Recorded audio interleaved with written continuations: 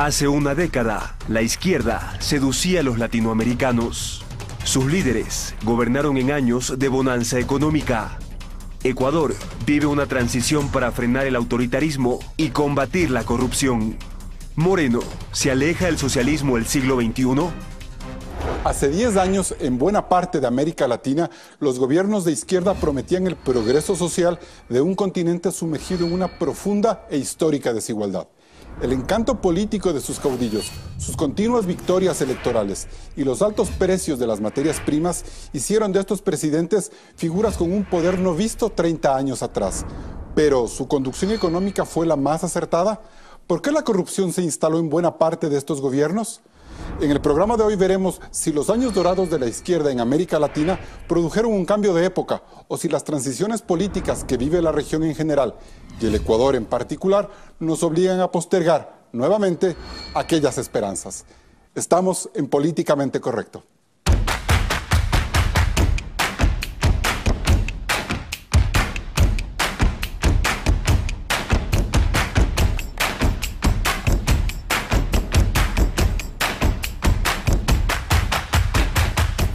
Hoy nos acompañan Manuela Gallegos, activista ciudadana, secretaria de Pueblos entre 2007 y 2009, fundadora de Alianza País.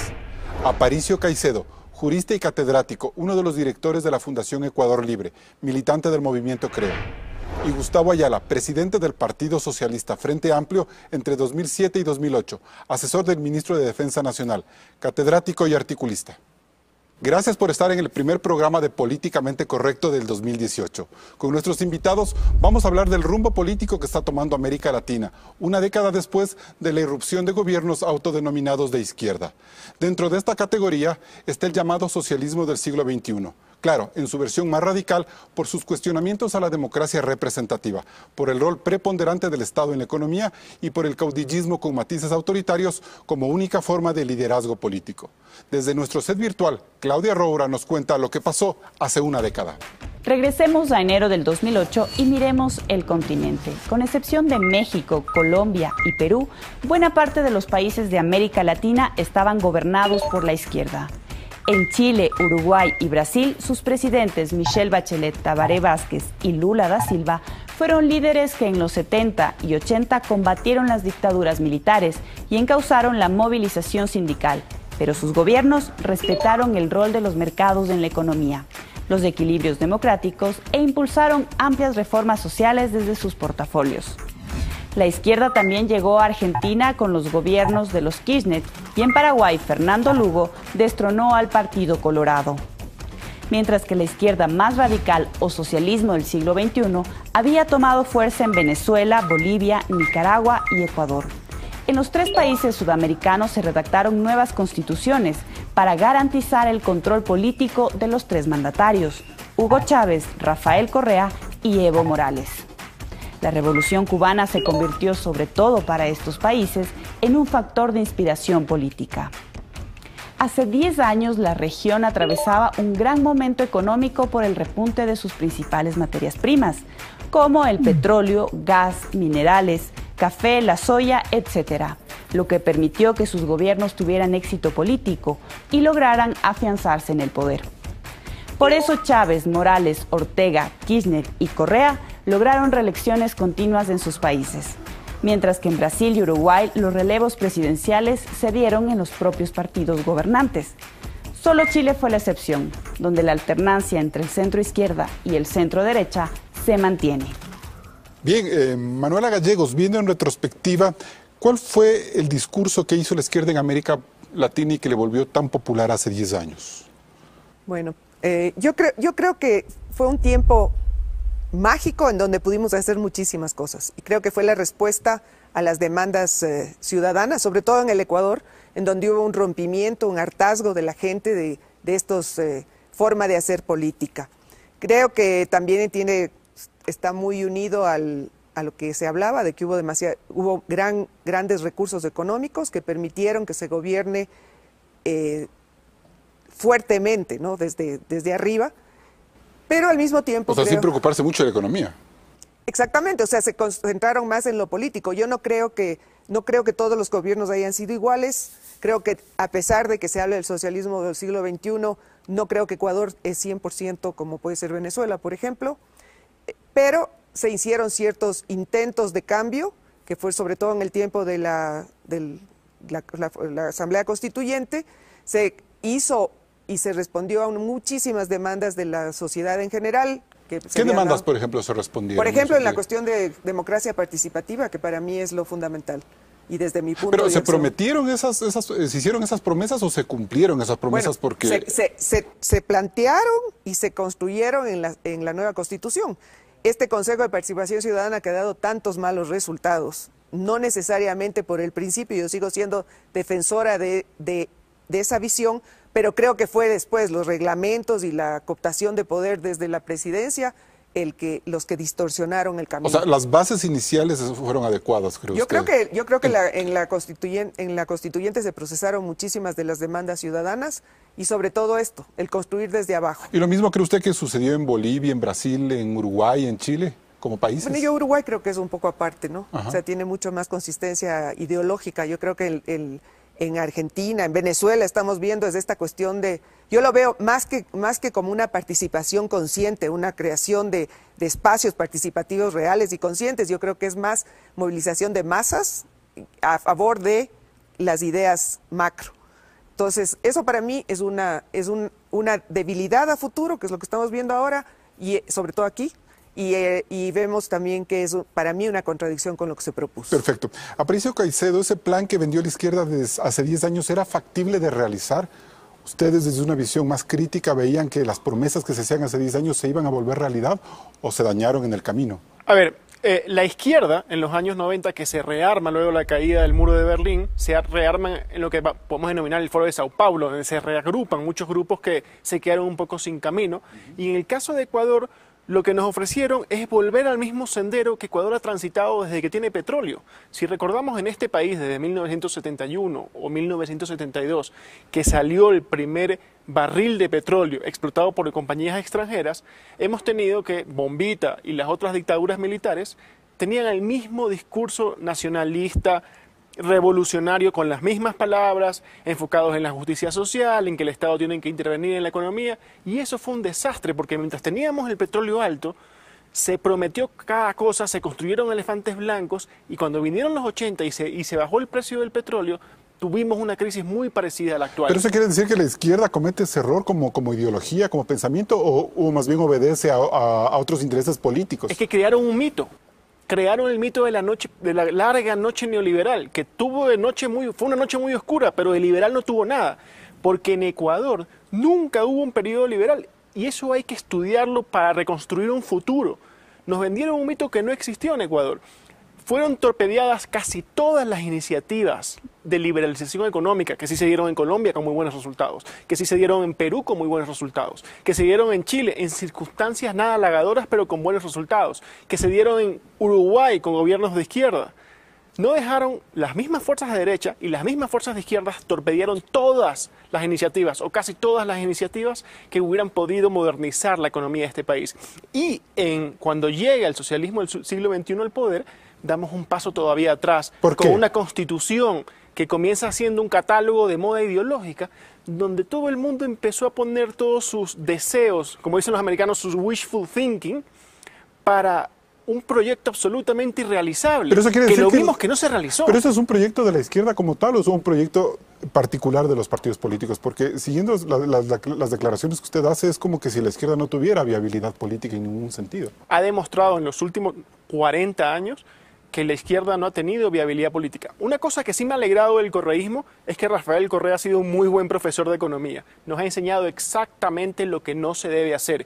Y he visto últimamente gente de izquierda, a la que respeto mucho, muy buenos intelectuales, decir cosas que 20 años atrás jamás hubieran dicho, como que necesitamos apertura comercial, estabilidad institucional, que es lo que menos hemos tenido, y muchas otras cosas que creo que hay un proceso de recapacitación que gracias a Correa ha sido posible. Gracias. Gustavo Ayala, ¿por qué en unos países como Chile y Uruguay aparentemente sí funcionan las políticas de izquierda, los gobiernos de izquierda, y por qué en otros países como Venezuela o Ecuador hay más bien una suerte como de entrampamiento político, de autoritarismo? ¿Cómo entender esas dos izquierdas o cómo mirar el proceso? Realmente yo creo que hay algunos elementos iniciales. El primero es que no existe una izquierda, existen muchas izquierdas, no existen muchas derechas.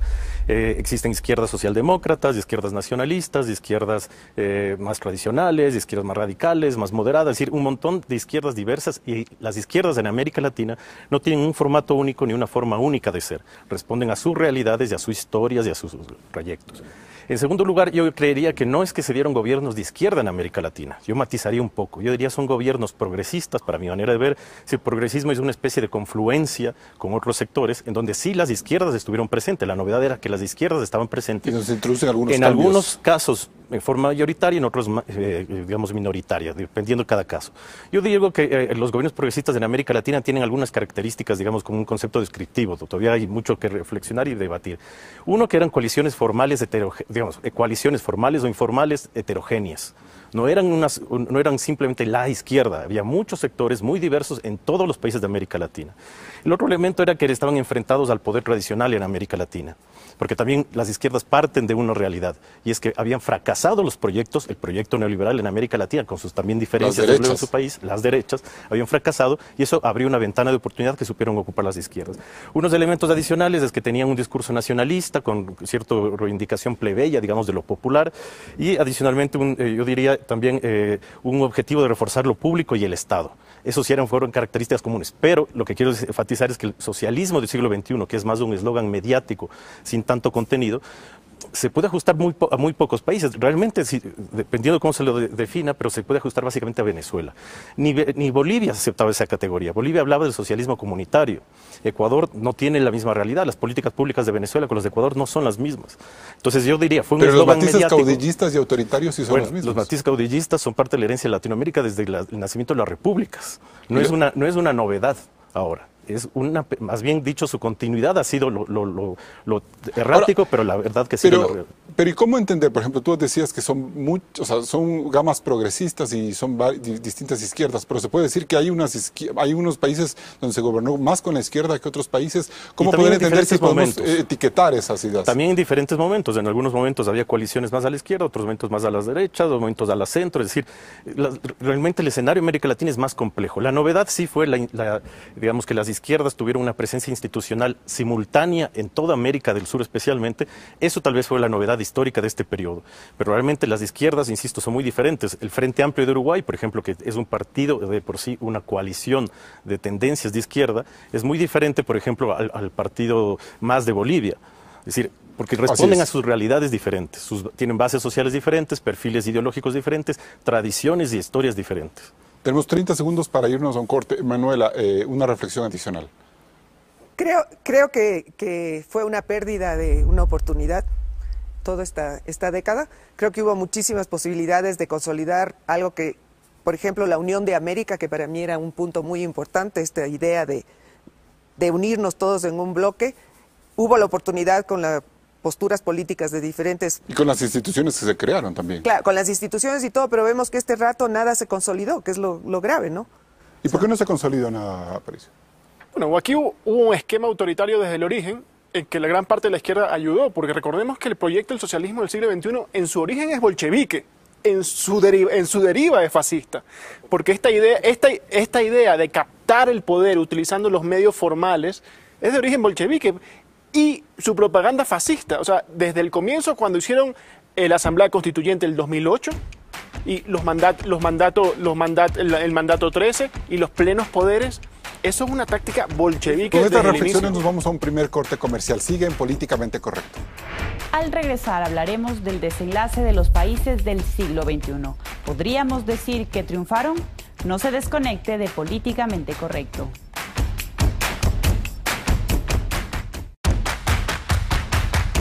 10 años después, el panorama de la izquierda es distinto por el agotamiento de sus programas, el desgaste de sus líderes y las denuncias de corrupción. Claudia. De hecho, el cambio ha sido abrupto en dos de los países más influyentes de la región.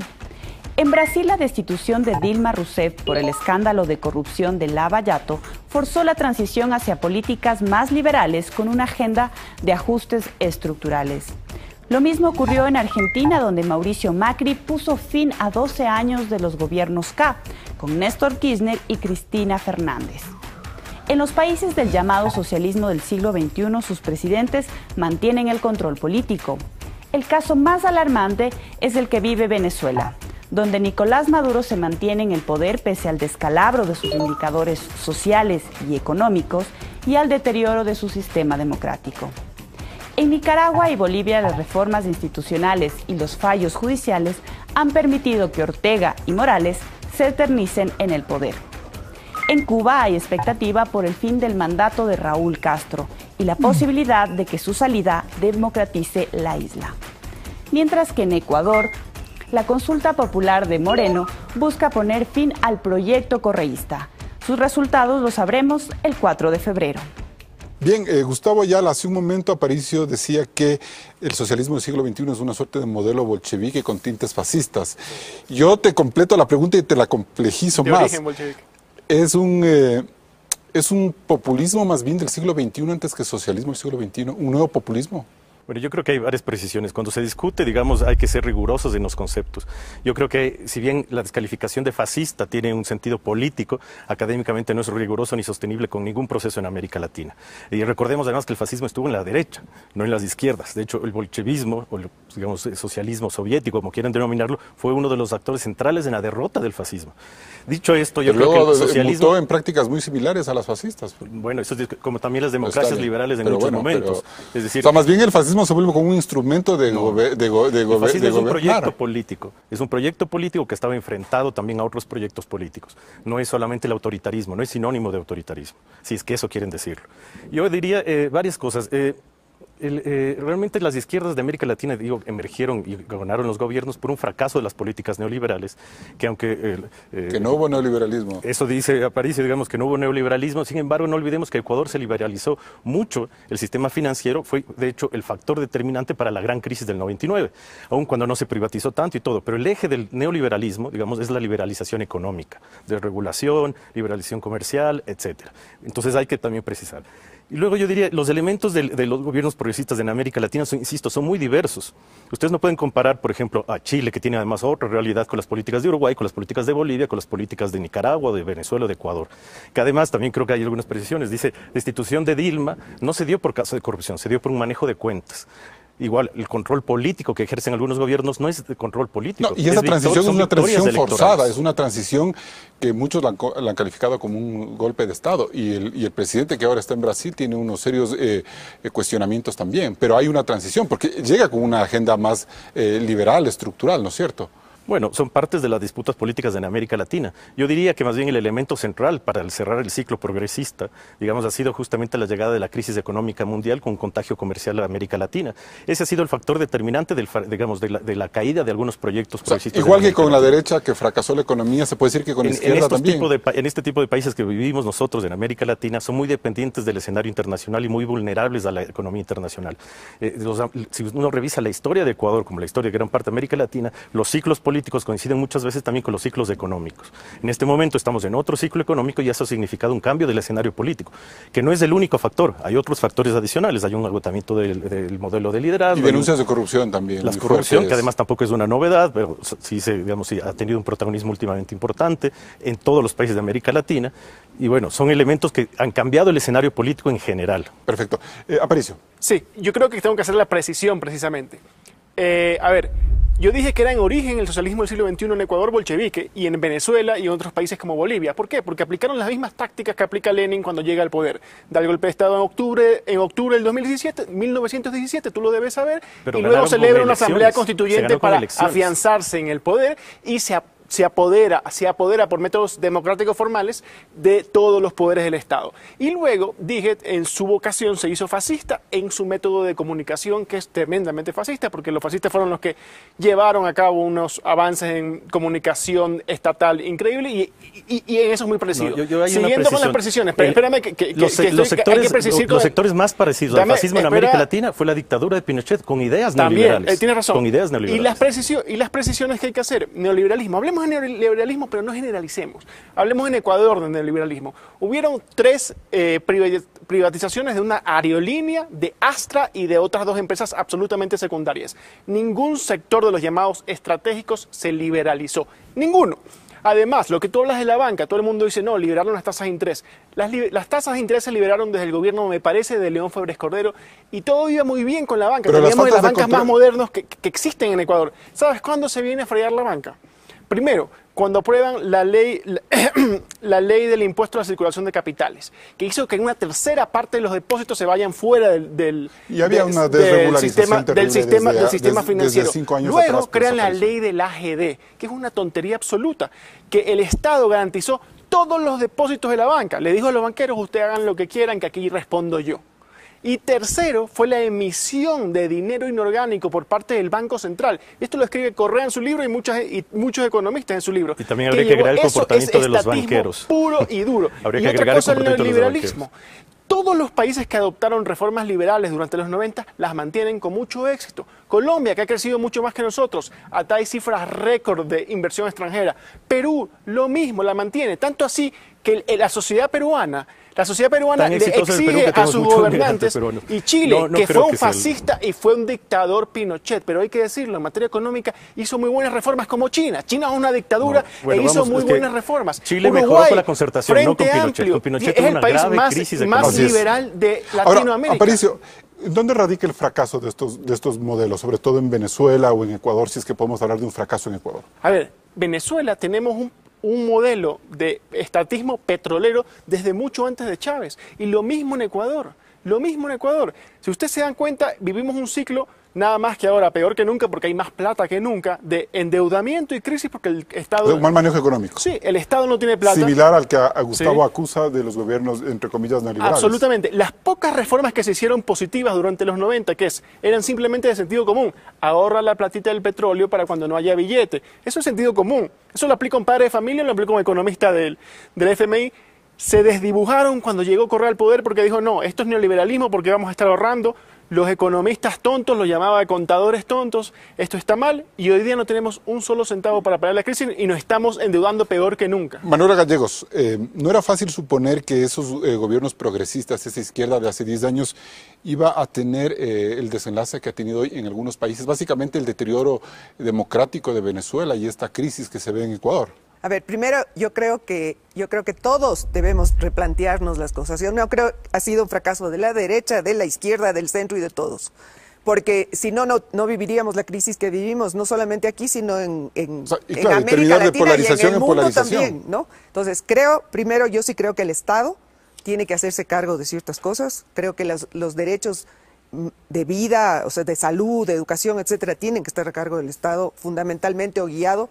Creo que el Estado debe responder a las grandes mayorías sin olvidar a las otras, ¿no es cierto? Pero debemos buscar una equidad en el país. Creo que es fundamental el tener libertad. Entonces, el cómo llegamos a un tipo de gobierno en que sin anular las libertades individuales garantice los derechos de todos, eso debería ser lo que empezamos a buscar en vez de seguir discutiendo. Pero eso no se consiguió, ¿o sí se consiguió? No, yo no creo que se consiguió. ¿Qué pasó ahí? Yo creo que primero se hizo grandes avances en el tema social, por supuesto, pero también se hizo se dio pasos para atrás en lo que es la libertad desde la imposición. Pero esos grandes avances sociales se sustentaban en un modelo, una bonanza económica. Dinero, pero en el momento de que no logras apuntalar un desarrollo económico sostenible más allá de los booms y de materias primas, lo que decía Gustavo hace rato, ¿no se vuelve en sí un fracaso repetir la historia de ciclos? A ver, yo vengo de la empresa privada, ¿no? Mediana, pero empresa privada. Por lo tanto, creo en que uno debe ser responsable de producir y aportar al país. O sea, no estoy defendiendo lo estatista en el plano de producción general.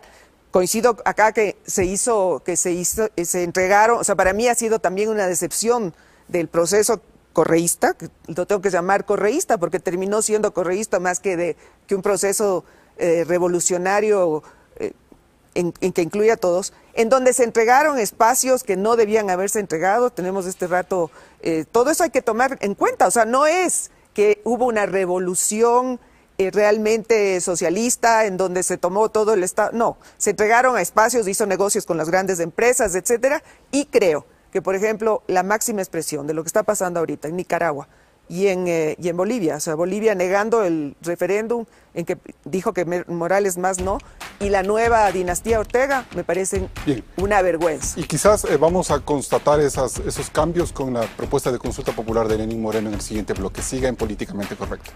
Después de la pausa comercial analizaremos si Lenín Moreno es parte del socialismo del siglo XXI. Regresamos con el debate en Políticamente Correcto.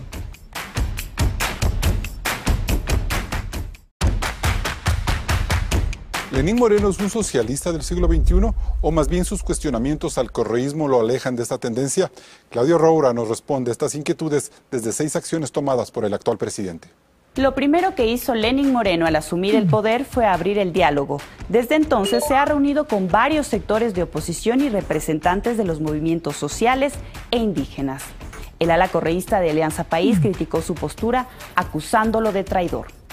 El presidente también se acercó a los empresarios como señal de apertura hacia una reactivación económica. Sin embargo, los sectores productivos califican el programa económico de Moreno de poco claro, estadista y similar al del gobierno anterior. Moreno también prometió reducir los gastos del Estado y la carga salarial de los funcionarios públicos de mayor rango para generar ahorro en una economía en crisis. Además, tras prometer el respeto a la libertad de prensa, reestructuró los medios públicos y anunció el fin de las sabatinas y cambios a la estructura de propaganda gubernamental. Por otro lado, Moreno creó un frente anticorrupción. Ha pedido apoyo a las Naciones Unidas y ha dicho que no interferirá en la justicia. La principal promesa de Moreno ha sido respetar la independencia de poderes. Finalmente, Moreno convocó a una consulta popular para este 4 de febrero, que busca eliminar la reelección indefinida y reestructurar el Consejo de Participación Ciudadana y Control Social. Así, Moreno pretende acercar la influencia del correísmo. ¿Estas acciones lo distancian del socialismo del siglo XXI? Carlos. Bien, Aparicio Caicedo, ¿la consulta de Moreno tiene una importancia política en América Latina? ¿Se lo puede ver con esa trascendencia? A ver, la consulta de Moreno es una cosa que se cae de obvia. Yo la apoyo completamente, específicamente las preguntas relativas a reelección indefinida y al Consejo de Participación Ciudadana, entre algunas otras. Nosotros venimos, cuando soy parte del movimiento Creo con Guillermo Lasso, vinimos haciendo una campaña tremenda cuando el expresidente de la República, Rafael Correa, quiso imponer, porque lo que hizo fue imponer la reelección indefinida, oponiéndonos a ello. Incluso yo escribí un libro junto a Carlos Bernal Pulido, que es un jurista colombiano, en contra de la reelección indefinida. Creo que hay un consenso reflejado en las encuestas. Pero ellos dicen que la consulta es de Lasso, no de Moreno. No, la consulta es de todos los ciudadanos porque sabe que hay que reconocerlo. Desde el comienzo, en todas las encuestas, la mayoría de los ciudadanos estaba en contra de la reelección indefinida. Nosotros quizás logramos que un sector todavía se haga más consciente de ello, pero siempre el país ha estado en contra de la reelección indefinida porque es parte de nuestra historia republicana. Nunca hemos tenido reelección indefinida. Ahora, ¿por qué lo hace Lenin ahora? ¿Por qué lo hace en este momento? Bueno, una mezcla de eso, la presión ciudadana, con conveniencia política, porque él quiere eliminar a su principal adversario hoy, en términos políticos dentro del partido, que es Rafael Correa. Pero hemos visto, por ejemplo, que en Chile funciona un péndulo más bien, ¿no? Hay unos cambios de gobierno que son como más ordenados. Chile tiene un sistema que se llama reelección indefinida no inmediata. No, más allá de eso, me refiero al proceso de consulta y de transición política. Entender la consulta como una transición política. En Argentina, las elecciones en las que triunfa Macri sobre Kirchner dan una marcada transición política, que es lo que quería manejar Lasso. Pero en este caso, Moreno gana por el mismo partido, por el mismo grupo político y trata de emprender una transición política interna. Pero por los hechos no. Por eso digo, sí es importante, no en América Latina. Por los hechos te juzgaré y hablemos de la ley de reactivación económica, que debería llamarse ley de desactivación económica en realidad. ¿Qué es lo que ha hecho? Ha seguido la misma receta que durante años hemos tenido con el correísmo. Déjame terminar, por favor. No solo en fondo, sino en forma. Porque ha tenido los mismos diálogos y el mismo mareo con el sector privado para llegar a no hacerles caso, lo dijo Mangas claramente. ha tenido exactamente los mismos asesores, los mismos cocineros haciendo la misma mesa que antes le sirvieron. O sea, ¿tú no crees que este proceso de consulta popular marque realmente un cambio en América Latina? Son referentes. Al menos en temas económicos, los que le importan al ciudadano de abajo, que es el que tiene que llevar el dinero a fin de mes, le acaban de devaluar su sueldo con aranceles y más impuestos. Bueno, de eso vamos a hablar en el siguiente bloque. Manuela Gallegos, ¿hacia dónde va Moreno con esa consulta popular? A ver, yo creo que primero Lenín Moreno hizo algo positivo para el país, que es quitarnos de esta nube oscura que nos aplastaba a todos y que vivíamos en pindingas, digamos así, esperando qué va a pasar. Creo que la consulta popular no solamente es un derecho nuestro de expresarnos, algo que nos quitaron cuando aquellas enmiendas en que nos impusieron desde el día más bien deberíamos hablar de la consulta popular. Nos han bloqueado un montón de espacios de expresión que eran base de nuestra propuesta, porque era la construcción desde abajo, y creo que es necesaria y creo que es una dinámica de reconstrucción de la sociedad. ¿Tiene trascendencia latinoamericana? Es la pregunta que le hacía a Aparicio. Bueno, deberían tomarla de ejemplo, porque yo creo que lo fundamental este rato en la consulta, más allá de la importancia de las preguntas, es el recuperar el sentido de que somos nosotros, la sociedad, los que construimos la realidad, ¿no? Y creo que Lenín Moreno en esto fue positivo, creo que faltan muchas cosas en la consulta, pero bueno, es un primer paso. Y sobre todo por esta dinámica que se va a crear en la sociedad en el proceso de la consulta, que ya estamos viviéndola. Ya, Gustavo Ayala, en ese sentido, los cambios de Moreno en materia política casa adentro están más o menos claros, pero hacia afuera también se debe ver unos cambios políticos, es decir, cuestionar los resultados de otros gobiernos que tú dices no se los debe relacionar, pero que tienen más o menos las mismas realidades. Algunas precisiones. Yo creo que es un error decir que en el Ecuador existe estatismo o demasiados impuestos. Cualquier documento del organismo internacional, no te voy a decir desde la izquierda, cualquier documento de la CEPAL, de la OCDE, del FMI, del Fondo Monetario Internacional, indica que Ecuador en impuestos, por ejemplo, está con el promedio de América Latina. O en el tamaño del Estado está mucho más abajo de los países europeos, que tienen grandes niveles de vida, mayor desarrollo social, etc. Pero tiene los niveles más bajos de crecimiento de la región, pues, Gustavo. Eso implica que algo se está haciendo mal. Hay modelos de crecimiento económico. También, por ejemplo, tuvimos gran crecimiento económico en la época de Sixto Durán Ballén, para los que ya somos un poco mayores, y sin embargo no hubo redistribución. Entonces tampoco el crecimiento económico sin distribución es bueno por sí mismo. Creo que hay que combinar las dos cosas. Pero hablemos de economía más luego, en el siguiente bloque, hablemos de la parte política. Pero verá, hay un elemento que parece que me asombra. Yo no sé cómo la derecha, que fue derrotada en elecciones, en un momento importante para importante el país, diría ciertamente Mangas matiza con mucha habilidad. Bueno, si uno revisa bien, yo no estoy para defender a Eduardo, pero si uno revisa su diálogo, no dice que se perdió. No, nadie dice que se perdió, realmente es que casi la pierden.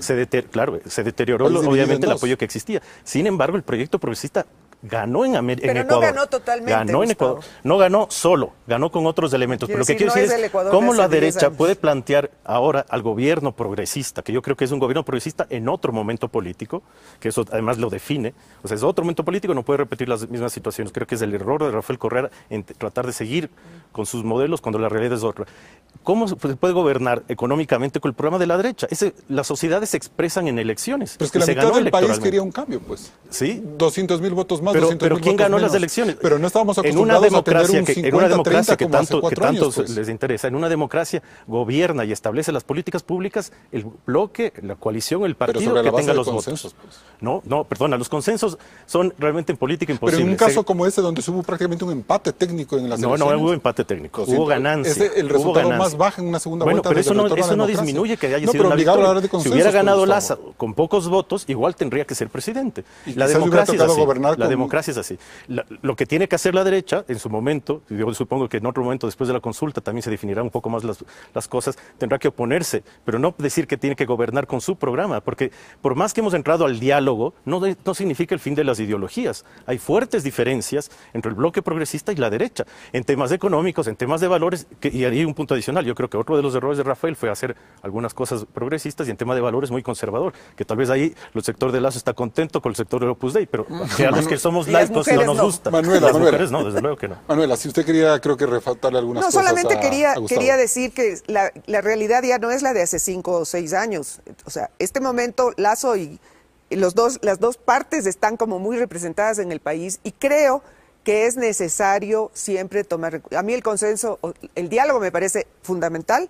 Los consensos me parece, justamente difíciles. por eso hablaba, creo, del gobierno bolchevique, ¿no? Por O sea, favor. perdón, yo soy, ¿Qué o sea, país sí creo. tiene consensos? Dígame, señáleme un Bueno, país con pero yo consensos. tampoco existe creo- consenso Pues político. tú lo dijiste, la concertación durante mucho No, tiempo. pero la en Chile. concertación fue un bloque mayoritario Uruguay. también sobre Pero otro. Pero de dos Uruguay. fuerzas A ver, distintas. no. Estaba no es hablando yo, consenso. perdón, Sí. interrumpo. Hablaste de una cosa que es democracia. Para mí la democracia tiene que basarse en los consensos y tiene que basarse en el tomar en cuenta a todos. Eso no quiere decir que tú vas a rendirte a los principios del otro lado. Creo que este momento, inclusive Moreno, en el plano económico, está recuperando algo que no hizo Correa, que es preocuparse más de los sectores más pequeños y medianos, con todo lo que se ha hecho. En cambio, Correa, que hablaba mucho en la tarima, en la realidad trabajó, hizo grandes negocios con las grandes empresas. Y eso hay que verlo, y hay que ver, y hay que hacer un análisis de todos los errores que se han cometido si no queremos que Lo que yo estoy criticando que la derecha, el liberalismo en este caso, o los libertarios, neoliberales, o como quieren denominarse, ellos asocian autoritarismo con una política redistributiva. Y yo lo que estoy diciendo es que el progresismo se asocia con una política redistributiva. Si existen políticas redistributivas, son gobiernos progresistas. No importa que si se Aparicio. pinten de rojo. A ver, eso es una falacia absoluta. Nosotros entendemos un entorno institucional que permite la creación de riqueza. Si tú quieres distribuir la riqueza, primero tienes que permitirse que se cree. Y citaste antes a Europa, y me encanta que cites ese ejemplo, porque los países nórdicos son los que encabezan las listas de libertad económica, de respeto a la propiedad privada, de respeto a las libertades económicas, y gracias a eso tienen harta riqueza que repartir. crees que Un segundo. los países nórdicos son liberales? Otra falacia que dijiste. Por Lenin favor. prometió, y te lo puedo demostrar, que prometió bajar los aranceles y los impuestos en campaña. Y eso está en un periódico, y lo acuerdo perfectamente, y lo tuitearé ya mismo.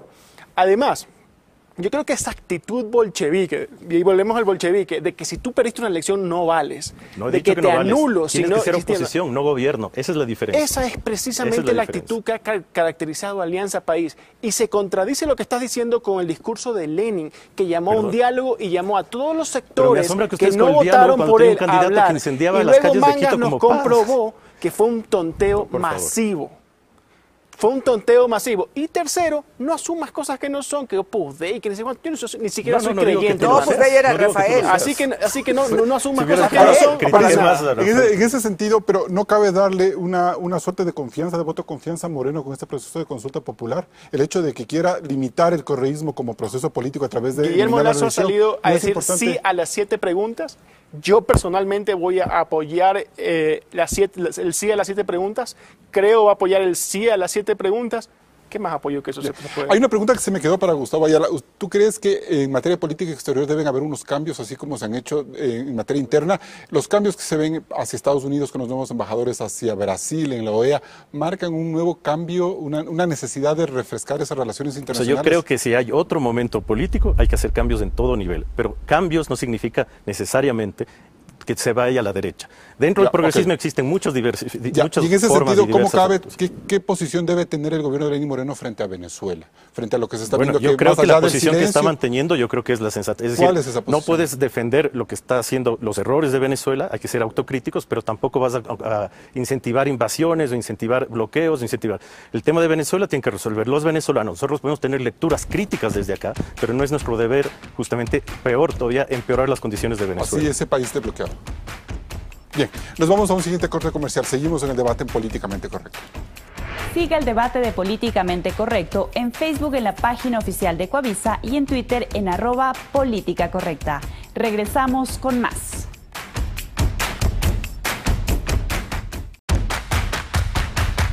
Seguimos en el debate en Políticamente Correcto. Antes de pasar al tema económico, Manuela Gallegos, usted hablaba de que lo que no se puede es mantener los autoritarismos como modelo de gobierno, independientemente de que sean estos o no progresistas, de izquierda, de derecha, fascistas.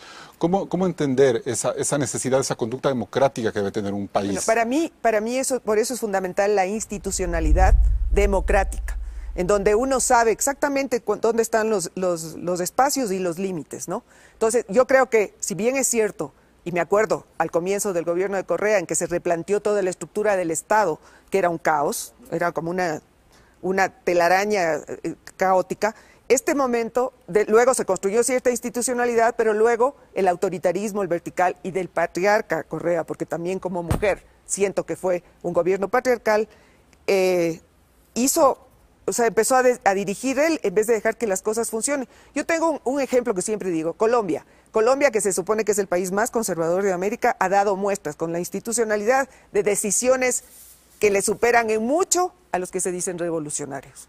Eso sucede cuando hay una estructura, un respeto. Ahora, y en ese sentido, retomando un poco la reflexión que hacía Gustavo en el bloque anterior, ¿usted cree que la posición de Ecuador, del presidente Moreno frente a Venezuela, debe ser la que está teniendo o debe tener una posición mucho más firme y quizás hasta de condena de los atropellos que aparentemente se ven? Que muchos sectores de izquierda dicen que son quizás producto de una propaganda, de un manejo político que no se ajustan a la realidad. Yo creo lo contrario, por supuesto. A ver, yo creo que cualquier gobierno que sea dictatorial, autoritario, impositivo, no es correcto. No. Venga, sea de derecha, de izquierda. Pero en o de ese sentido, ¿qué debe hacer Moreno? Yo creo que la posición de Moreno bueno, es que creo que hay dos posiciones. Creo que hay una posición de la Cancillería y una posición del presidente. Yo al presidente le he escuchado y dijo en alguna entrevista, no me acuerdo en donde dijo que hay muchos presos y mucha persecución. Creo que su posición es la del respeto a los derechos humanos. Y creo que si uno pasa en eso, en Venezuela han pasado cosas realmente caóticas que el pueblo ecuatoriano, la mayoría del pueblo ecuatoriano no está de acuerdo. Gustavo Ayala, antes de ir al tema económico, una pregunta más.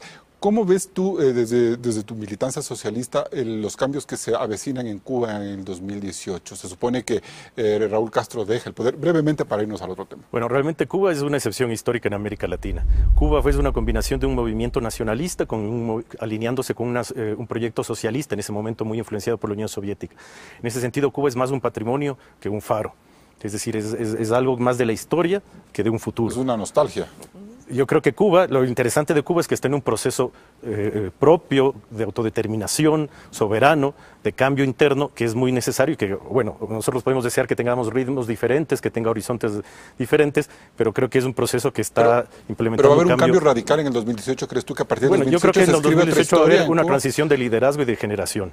Y Pero eso no es positivo necesariamente para Cuba. políticas internas o de modelo. Las políticas también se van a adecuar porque el escenario es crítico para Cuba. Cuba vive un momento de crisis económica y tendrá que hacer cambios en ese sentido. Ahora, retomando el tema de la economía, Gustavo, el 26 de diciembre del 2017, del año pasado, Walter Spurrier escribía en El Comercio su preocupación porque no veo que este sea un gobierno de cambios. Y él dice que Moreno, sin llevar a la crítica desde el plano conceptual, lo que está proponiendo es redistribuir riqueza, pero no está generando más riqueza. Y que eso a él le preocupa como economista porque los resultados que puede tener esa política pueden ser nefastos luego de la consulta popular. Yo entiendo que cuando la derecha dice cambio, lo que quieren decir es gobierno como nosotros queremos.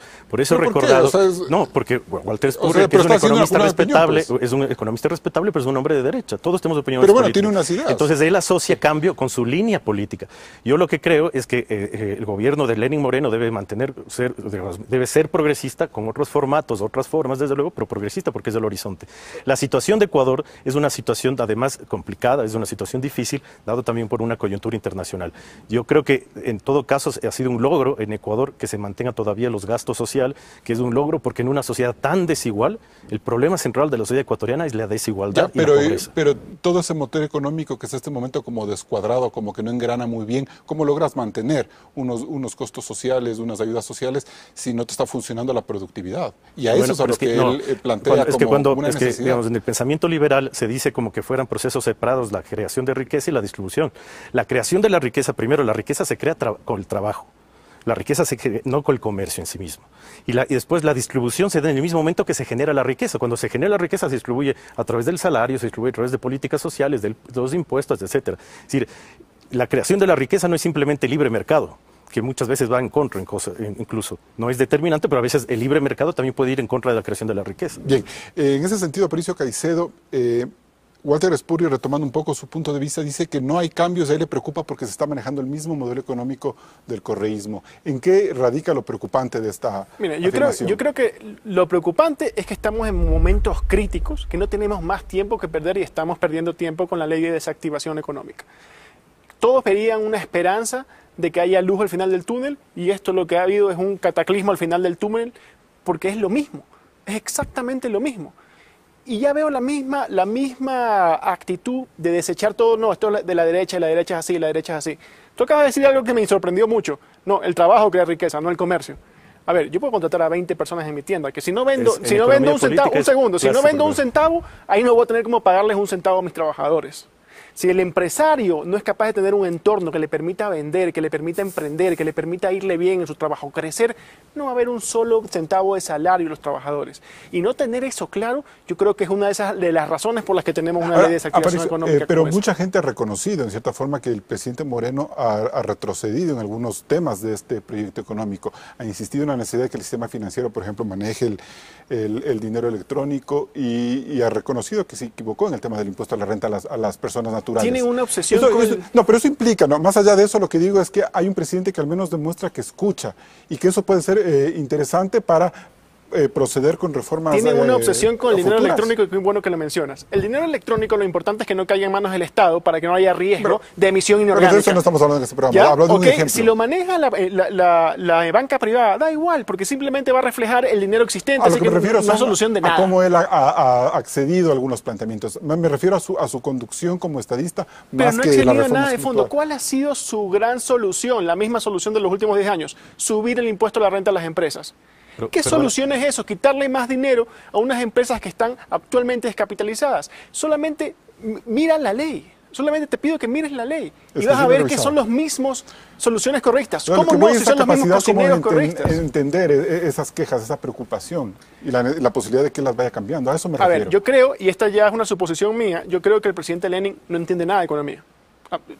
Esa es la imagen que él me da cuando habla. Eso es lo que yo creo.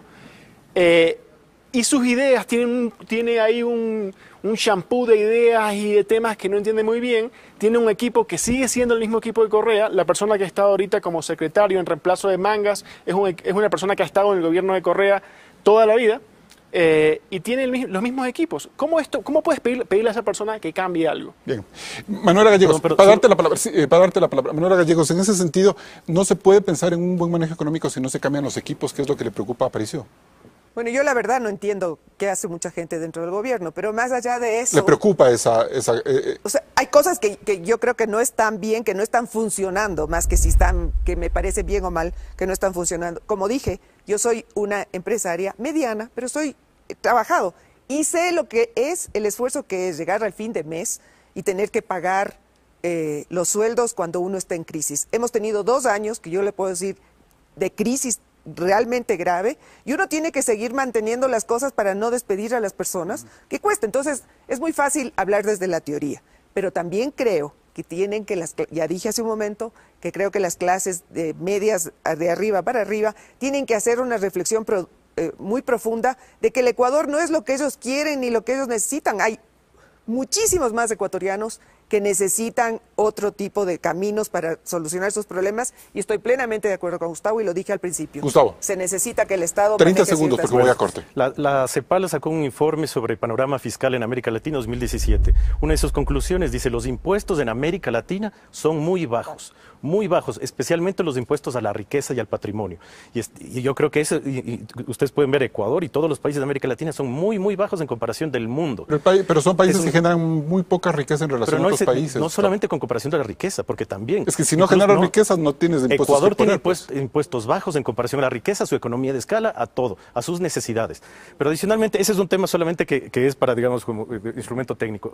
La ley de reactivación realmente busca evitar los paquetazos que tanto los liberales están solicitando, es decir, bajar salarios, etcétera. Lo que ha castigado tal vez, y ahí tal vez me asusta porque se saltan tanto, son a los importadores. Ningún país crece en base a importación. Le voy a un siguiente corte comercial y entramos en la etapa de conclusiones.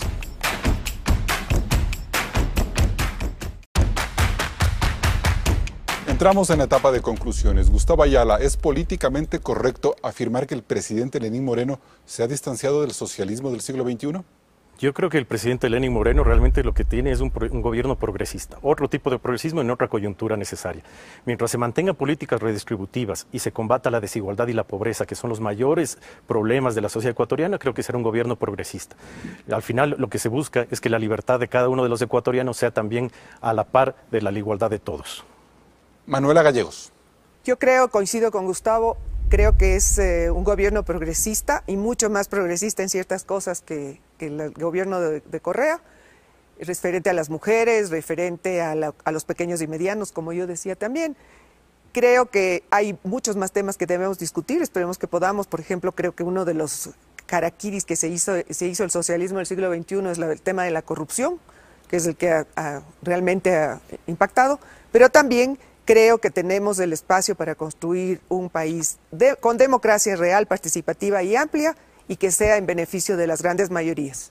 Y ese es el compromiso y el reto que tiene Lenín Moreno, y que debe reconstruir y dejar bien clara la institucionalidad del país como garantía para la democracia y los derechos de todos. Aparicio Caicedo, ¿qué es lo políticamente correcto? Sí, yo creo que no debemos confundir un cambio de temperamento con un cambio de ideología. Esto último no ha pasado en el Ecuador de los últimos años, en el Ecuador de los últimos meses, perdón, y lo demuestra la ley de reactivación económica o la ley de desactivación económica, porque fue fraguada con la misma mentalidad, con las mismas personas y con los mismos objetivos. Yo creo que si bien hay que apoyar fehacientemente la consulta popular, porque es un reclamo ciudadano que viene de mucho antes de Lenin, hay que demandar de Lenín Moreno que por favor aproveche esta oportunidad histórica que tenemos de crisis para enderezar el camino del país y por fin llevarlo por el camino del crecimiento y por el camino de la creación de empleo y la creación de riqueza, que es lo que necesita la gente precisamente que ahorita no tiene que comer. Y bien, ¿es posible afirmar que la consulta popular del próximo 4 de febrero marcará en el Ecuador un sello de una transición política que también resulta necesaria para buena parte de América Latina? El presidente Moreno no nos ha puesto a debatir sobre la pertinencia o no de su modelo económico. Lo que él ha cuestionado son los excesos que se han vivido por más de una década en muchos de nuestros países, por ejemplo, el autoritarismo y la corrupción. Y aunque estas dos lacras que tanto daño han causado a la región no son un patrimonio exclusivo de la izquierda ni de la derecha, los gobiernos que dicen comulgar con el socialismo tienen hoy el profundo desafío de emprender reformas internas para consolidar la democracia y garantizar las libertades económicas. Hasta el próximo programa. Así concluimos el primer programa del 2018. Los invitamos a seguirnos los próximos domingos, donde analizaremos las preguntas de la consulta popular. Los esperamos.